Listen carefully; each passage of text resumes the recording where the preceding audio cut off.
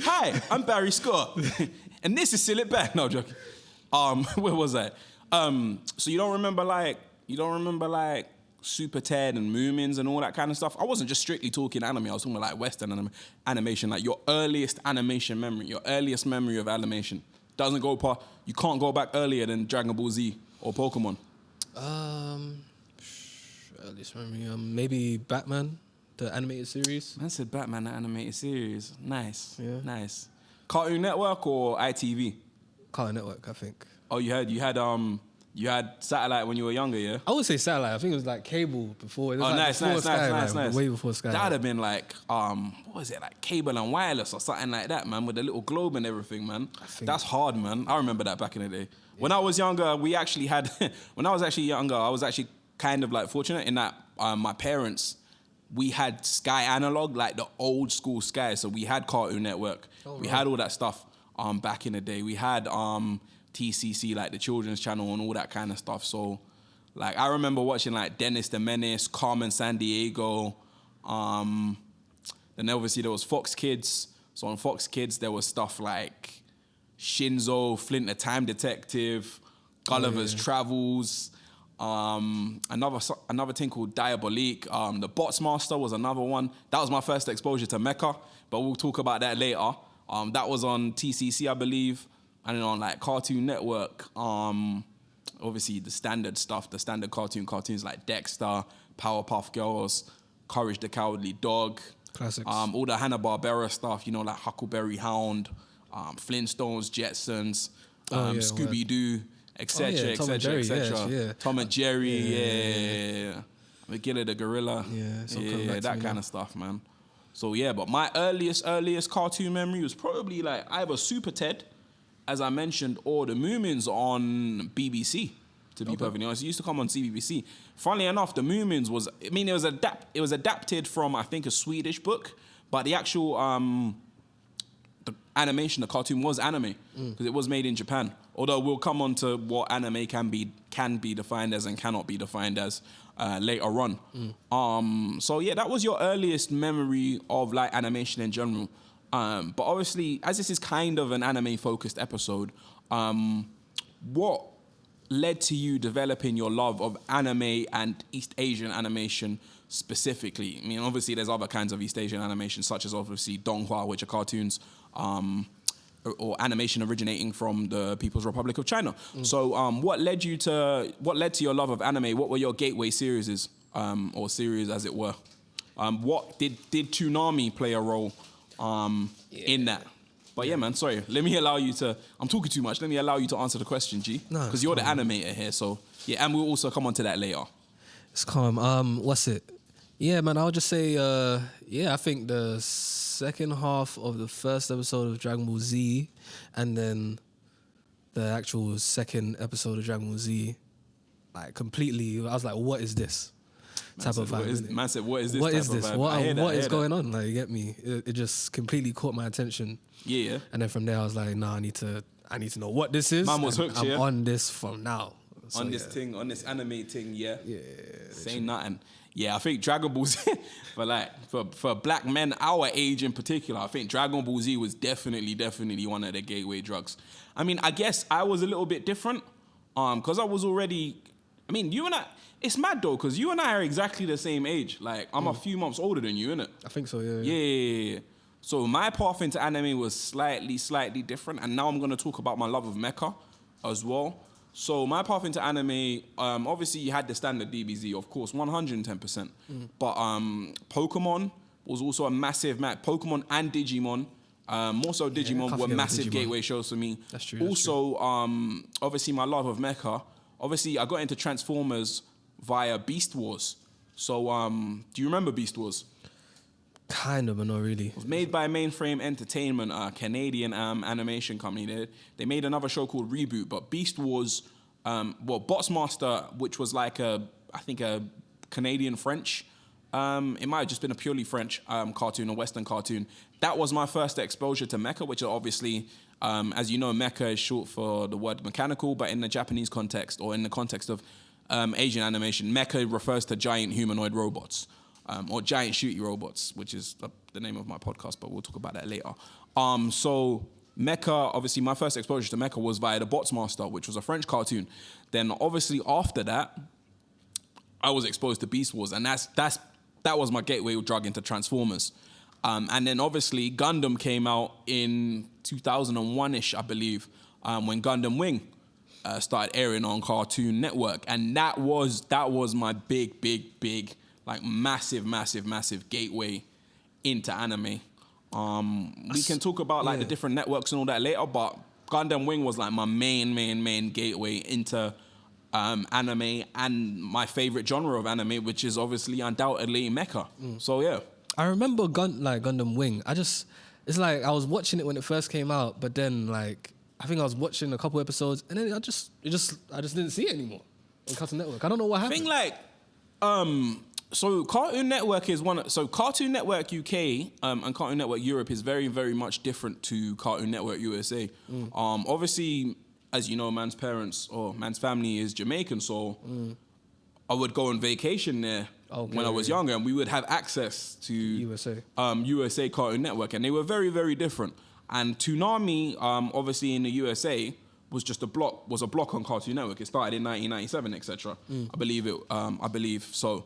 But in the United Kingdom, Toonami went through kind of a bit of a metamorphosis. So first of all, I think it was a block on Cartoon Network. Then we had a channel called CNX. Do you remember CNX? Oh, yeah. So yeah, we had CNX. So Sky, Cartoon Network, on Sky. Yeah, so on Sky Digital, like the early days of Sky Digital. Yeah. That's like so CNX. 244. Something like that. So CNX was essentially Toonami, but it was essentially a Cartoon Network brand that was aimed at boys in their adolescence, so like young teens. Oh, okay. Young to mid-teens. So a lot of the anime that they showed on Cartoon Network was shifted over onto CNX. So that would have been, so maybe you saw Gundam Wing initially on Cartoon Network, and then maybe because it disappeared, but in reality... There you go. I'm not going to see this. It couldn't be on camera though, innit? Oh, shit. My bad. Yeah. But in reality, maybe what happened is that the animation actually shifted onto CNX. Maybe that's why you missed it. But yeah, maybe that's why you missed it. And then obviously CNX existed for a while. They showed stuff like, I'm sure CNX aired Bebop, like Outlaw Star, all that other stuff. And then CNX abruptly shut down after like a couple of years. I think it like might have been 2003, 2004. And then what happened to CNX is that the main difference between Toonami in America and Toonami over here is that Toonami in the UK actually had its own digital channel. So obviously CNX became Toonami. Yeah, I do remember that. Yeah, and then we had the Toonami network, and they would continue the output, but they would also mix that in with like more action-orientated Western boys cartoons, like or anime-inspired stuff, like Shaolin Showdown, for example, which was called, etc. Which was called. And then Toonami, they started showing like live-action stuff, like. And then that got shut down. I think it became like Boomerang 2 or something like that, or Cartoon Network 2. So yeah, that's a short Cliff's Notes story on the history of Toonami in the United Kingdom. If you want a longer history if you want a longer, more in-depth look at the history of Toonami in the United Kingdom, a YouTuber called DBZ Imran actually did a half an hour long documentary on it back in, I think, about 2018-19. You should definitely go and check that out, and the link will be in the description. So yeah, that's the story of Toonami in the UK, and that had obviously a massive influence on our lives, and that was definitely undoubtedly like responsible for the fact that you and I are both like obsessed with anime nowadays, man. 100%. Yeah, we're part of the Toonami generation, which like we old as hell, but you know, it is what it is. Bro, like, we went through it all, man. Get me? Like when it was in the underground and nobody really knew about anime and that, but we just... No, yeah, that we've been around since.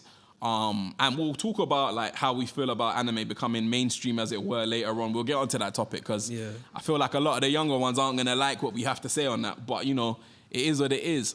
So thinking about like how you got into anime, how did you like consume it, like other than via television? Like was you watching it? Was you watching like the different Naruto episodes? Or this is coming on a little bit more going a little bit more into the future and like the early 2000s or whatever, how did you consume it? Like, did you consume it on a computer? Did you still consume it on TV? Were you buying DVDs? Were you watching like the Naruto episodes or whatever chopped up into 3 parts on YouTube or whatever? Like, how were you consuming anime? Like when you were in the like early days of like your anime obsession, of your otaku journey, how were you consuming and stuff? Yeah, so I guess like after like the whole tsunami, and then I kind of came off TV. Like actually. So Naruto was on Jetix, and obviously the dub was in it. Yeah, the dub was on Jetix, and then they stopped at like somewhere to do with the tournament. I think well, it was the tuning exams they stopped at, innit? I think so. Yeah. So the tuning exams that went into the tuning tournament, innit? Yeah. So it kind of stopped there, and then obviously I'm online now. This like internet was kind of like building up a bit. Obviously, YouTube was like the early days of like when we had like. That was like after AOL, like when we first started getting broadband and all that. Exactly. Yeah. So YouTube's kind of on now, and then like I'm online and I'm seeing like 2005, 2006, yeah. Literally, yeah. And I'm seeing like manga, like pictures of just like Sasuke or Naruto in these mad different forms, and I'm like, what the hell's going on, innit? So from there, I kind of went onto YouTube, and then I think I must have just So you was watching the videos chopped up into 3 parts related videos, and then because YouTube had an upload limit back then. I can't remember what it was. It was like 20 minutes. Was it 20 minutes? Something like it was like it might have been shorter than that because I get what you're saying. Maybe it was even like 10 minutes or something like that because they used to chop up the episodes into 3 and all that. Yeah, I remember that. Like Naruto episode 1 part 2. Part 1, yeah. I used to see like the little, and these man were moving kind of booky, man, because you used to see like the little DivX watermark as well on the uploaded YouTube videos, man. Nah, that's man, crazy, man. Good shit, man. I mean, from when I watched Naruto versus Sasuke online, God. Man, I was 100% in it. I was 100% in it. Like you like fully delve like past the TV stuff that we used to watch on Jetix, on Cartoon Network, on Toonami. And like that's when you fully jumped into otakudom and being an anime fan, yeah? Yeah, 100%. Yeah, at that point, that's when I was like, what else is on? You get me? What else can I watch on YouTube? No, I hear that, man. I mean, me personally... Remember the AMVs, the fucking Linkin Park videos? Man said the Linkin Park AMVs. Don't... Listen. None. Because on every single AMV... Linkin Park was... Listen, bruv. Linkin Park had us... black kids in a stranglehold, bruv. Literally, and us black anime fans in a stranglehold during the mid-2000s, bruv. Yeah, no, 100%. And imagine, obviously, so like you're there in secondary school, whatever. You've got like these type of like songs and that. You get me? And obviously you're fucking with the tunes, innit? So you're going from that, and then you're going in school listening to these songs, and obviously people don't know what's going on. These men are all listening to like grime and all that. You're still watching cartoons and that, dude. You're still on cartoons, bro. Cartoons, bro. Like, fam, come on, man. You get me? So it's like, yeah, man. It was a struggle. It was a struggle, man. You get me? Yeah, man. But yeah, we'll touch that topic. We'll touch on that topic because I've got a specific question for that still. Okay, go on. Related to that and like how anime's become mainstream and stuff. So me personally, like, I had an older cousin, innit? Like, shout outs to my older cousin, Daniel. Like, he was the anime plug, bruv. Oh, okay. Like, I used to give him blank DVDs and he used to burn stuff. Like, because he, I don't know, like, he must have had fast internet or whatever. I don't know, man. But he used to torrent stuff, innit? Like, back in the day. He used to burn it onto DVD for me and then pass it to me. So I was watching all the new, I can curse here. I was watching all the new hot shit like before anybody else was watching it. And they were like, oh, right, how do you see this? And I used to give my friends the DVDs and they used to give them back. So I was kind of the anime plug as well, innit? But no, my cousin Daniel was the anime plug. Like, he was passing man stuff like Chobits, like Black Lagoon. Bruv, I saw Black Lagoon before like anybody else in the UK knew what it was. You know about Black Lagoon, yeah. One of the greatest anime of the 2000s, easily. I watched that before anybody else saw that. I saw Chobits before anybody else saw it. I saw like OG Full Metal Alchemist before anybody else saw it. Like, was cold. Back in the days when they were fan subbing and stuff like, and they used to put the stuff on like either IRC. You know what IRC is? Like Internet Relay Chat. I'm taking it way back, man. Like IRC or obviously torrenting. Back in the day, man ain't really trying to be out here talking about piracy too tough anymore. I don't pirate anymore, country. I promise you. It was a long time ago. It was a long time ago. Long time since I've actually pirated anything, man. But yeah. So that's basically how I consumed anime. Like, I was consuming it primarily on physical media passed to me. by my cousin. So I never really did the YouTube thing. I'm not saying that I didn't see it, and I'm not saying that some of my brethren that like were into anime. So I had a couple friends that were like low-key otaku, innit? But they kept that on the low still. Obviously, we don't have to keep that on the low anymore. But yeah, like some secret society. Yeah, no, it's not no secret society stuff anyway. Like anime's everywhere, bro. Anime's everywhere, man. But yeah, I mostly consumed anime via physical media. Burned for me by my cousin. And obviously, like he would show me how to use all like the different media players and stuff, all the different codecs, etc. Back in the day, it was Windows, so man was using like Media Player Classic and like VLC, obviously, which could play everything. VLC was cold. With VLC it was like back in the day, the cone icon, innit? Yeah. Being an otaku, like VLC saved my life, bruv. Don't even get me started, bruv. 1 second, let me pause. Man ain't really trying to be out here talking about piracy too tough anymore. I don't pirate anymore Crunchyroll, I promise you. It was a long time ago. It was a long time ago. Long time since I've actually pirated anything, man. But yeah, so that's basically how I consumed anime. Like I was consuming it primarily on physical media passed to me by my cousin. So I never really did the YouTube thing. I'm not saying that I didn't see it, and I'm not saying that some of my brethren that like were into anime. So I had a couple friends that were like low-key otaku, innit? But they kept that on the low still. Obviously, we don't have to keep that on the low anymore. But yeah, like some secret society. Yeah, no, it's not no secret society stuff anyway. Like anime's everywhere, bro. Anime's everywhere, man. But yeah, I mostly consumed anime via physical media. Burned for me by my cousin. And obviously, like he would show me how to use all like the different media players and stuff, all the different codecs, etc. Back in the day, it was Windows, so man was using like Media Player Classic and like VLC, obviously, which could play everything. VLC was cold. With VLC it was like back in the day, the cone icon, innit? Yeah. Being an otaku, like VLC saved my life, bruv. Don't even get me started, bruv. 1 second, let me pause. So, Phoenix, with regards to anime, like, what are your favorite genres? Like, what are you primarily into? Like, are you a fan of battle shonen? Do you like slice of life, romance, mecha? Like, what's your favorite anime genres or whatever? Talk to me. Yeah, I guess, yeah, I'm definitely a battle shonen kind of guy. Just, I have to, man, because I would be lying if I said I wasn't. But yeah, man, battle shonen. The thing about slice of life, I like reading slice of life, watching slice of life. So you're an avid manga reader, yeah? Yeah, manga reader as well. Okay, yeah. Nice. Jumped on that, like, secondary school as well. But yeah, man. Yeah, because obviously once you catch up to the anime and the anime is still ongoing, you get me. It's like some people will wait, bro. And some people will jump on the manga in it. Stuff, man. But yeah, go on. Yeah. So like, primarily battle shonen, yeah. Essentially, yeah.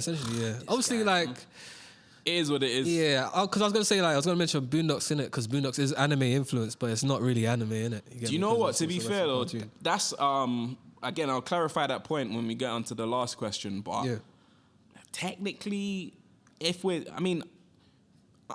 so anime technically has two different definitions if we're looking at it. Let me just clarify this right now. So by the Western definition of anime, or the the Western fans' definition of anime is exclusively animation made in Japan. Yeah. That's our definition. Yeah. However, in Japan, anime, which is just shorthand for it's a Western, which is adapted from, it's essentially a Western loanword because it comes from animation, is essentially any cartoon. Oh, so cartoon just means cartoon basically? Yeah, it just basically means cartoon. So technically, if we're looking at the Japanese definition of anime, Boondocks is anime. Okay, fair enough. If we're looking at the Western definition, then it's anime-influenced Western animation. Okay. So yeah, that's just to clarify that. Yeah. So in terms of my favorite genres of anime, so in terms of battle shonen, I'm not going to lie, I do like the genre. I like it quite a lot. One of my favorite anime of all time, Full Metal Alchemist Brotherhood, is a battle shonen series. However, I feel like we've gotten to like a saturation point with battle shonen, especially in terms of like anime fandom discourse. It's all people ever talk about. Yes. And I find it kind of, as somebody whose tastes lie outside of that particular subgenre of anime, I find that kind of not disconcerting, but it's kind of annoying having to always talk, like speak to people like, oh, what do you watch? Oh, I'm watching this, and it's all they watch is shonen. Like, literally all they watch is shonen. Yeah. So yeah, but again, I think that's a generational thing as well. And which is something we'll cover in the last question. I definitely think that Generation Z, when it comes to like their tastes when it comes to anime, are far more limited in what they watch than us, than our older generation, than the millennial anime fans or the Gen X anime fans or so on and so forth. So yeah. But we'll come on to that. I'll slander Gen Z later. So personally, my favorite genres of anime, as you know, would be mecha. I'm wearing a Gundam-inspired hoodie right now. Available on blackanimepods.shop. Plug. Big up. So yeah, my favorite genres of anime would be mecha, slice of life, romance, and yeah, I think that's about it. Mecha, slice of life, and romance. Okay. I'd probably even put slice of life like slightly above mecha, to be perfectly honest. Oh, sick. I'm kind of known in anime circles, especially like Black Anime Twitter and stuff like that. I'm kind of known as the mecha guy because I presented a Gundam podcast for 4 years, which is currently on hiatus because I'm busy as hell with other stuff. But yeah, like some of one of my favorite anime of all time, and I'd probably even rank it above. I wouldn't rank it above Brotherhood, but it's up there. Is Toradora, which is a romance slice of life. Okay. Have you ever seen it? I feel like I've heard the name before, but I can't picture it in my mind. Okay, so long story short, like Cliff's Notes, it's about one student has a crush on somebody else. Okay. And then like this short little violent girl student has a crush on his friend, and then they end up like living next door to each other or across the street from each other, and then they end up falling in love and so on and so forth. It's really good. Like really good. It's animated by JC Staff. So yeah, that's one of my favorite anime. Anohana, which is quite sad, which is a slice of life as well. That's another one of my favorite anime. That one's not really a romance. That's more like about friendship and stuff like that. Chobits, which is a romance, is again another one of my favorite anime. That's by Clamp. Golden Time, again another romance. So yeah, I like quite a lot of romance stuff. Obviously, you've got mecha, which is the genre I'm known for speaking about and loving about, and loving. And obviously, you've got the Gundam franchise as well. So yeah, those are probably my favorite. I mean, slice of life and romance kind of like intersect. Yeah. But yeah, mecha, slice of life, and romance would probably be my favorite genres. Also, actually, shoujo is not really a genre. Shoujo is a demographic, but again, that would cross over into slice of life and romance. Oh yeah, another example of a slice of life / romance that I really enjoyed was my favorite anime of last year was My Dress Up Darling. Have you seen that? Or have you heard about that? Oh, I think I've heard about that one. So yeah, that was pretty good as well. So yeah, those are my favorite genres. So what we're going to go on to next is how anime has influenced us, both personally and in our creative output, whether that's personal creative output or professional creative output. And this is the chance where you can talk about what you actually do and your work. You just check that. I was going to ask you what you felt about, Yasuke. Yeah, forever. You're still recording? How long has it got left? 29. It's on 29 minutes. Oh, shit. 1 second.